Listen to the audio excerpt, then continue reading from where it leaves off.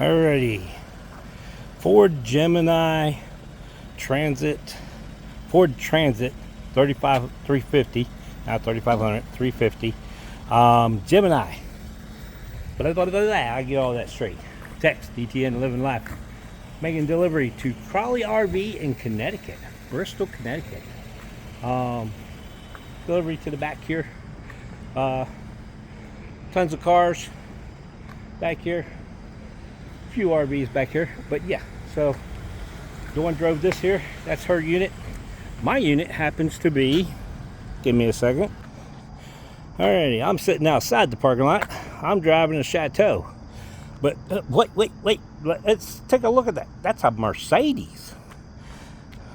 Chateau, Mercedes. Chateau, Mercedes. Yeah. Mercedes, I think they're 4-cylinder turbos. I'm not sure. I'm not looking it all up to tell you the specs on them. But remember, you can't idle these things. The Mercedes, if it's a 4-cylinder turbo, completely sealed, there's no dipstick, so you can't be dippy. You have to check everything by the electronics on the dash, and you cannot idle them.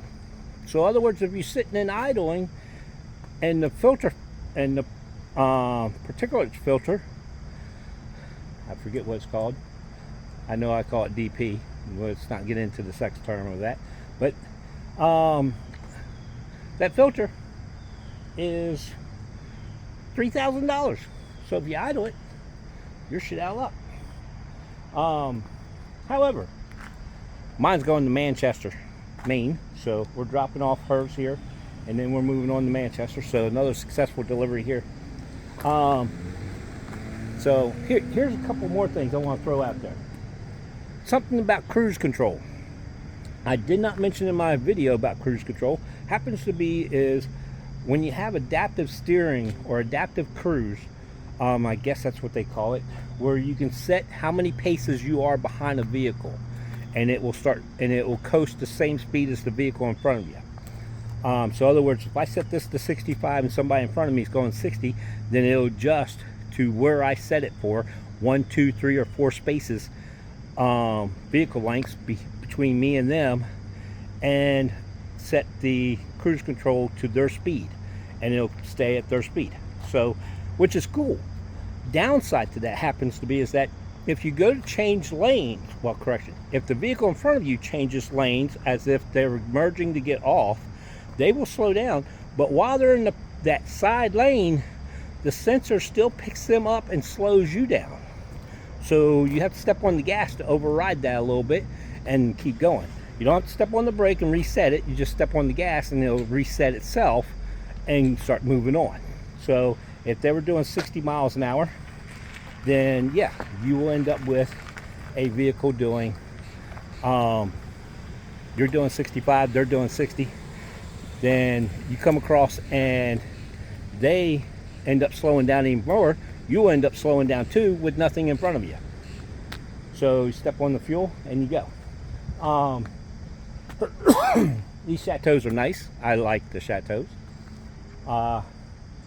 If it comes to buying an RV, that's a whole nother thing. I wouldn't buy a single RV out there on the market practically. But in either case, unless you got the money for really beefing it up to bring you up to specs and standards that you need to drive on a regular basis, yeah. You gotta expect these things are a driving time bomb as far as maintenance. They're not disasters. They're not a killer or anything to that effect, but yet they are a disaster to maintenance. You will have tons of maintenance on them. So if you plan on buying an RV, expect that. But yeah, so anyway, back on cruise control. That's one of the things about cruise control I realized about this thing. The drive of the Mercedes is nice. This one compared to the Chateau of the Ecoline 450.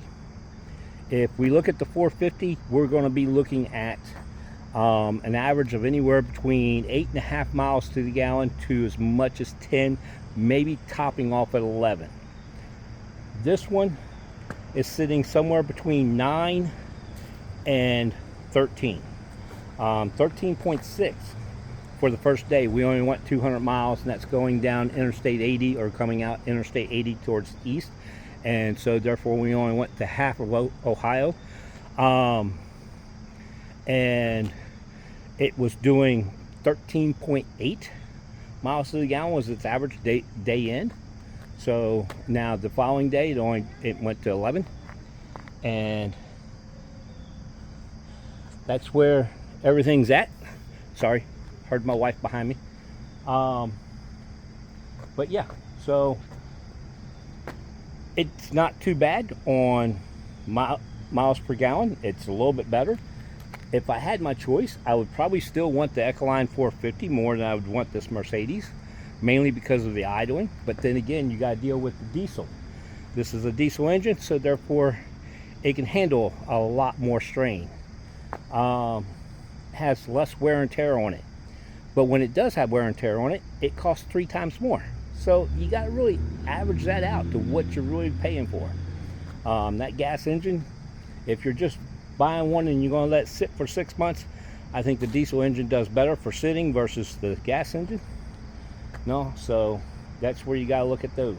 There's a lot of different things that you got to look at in this.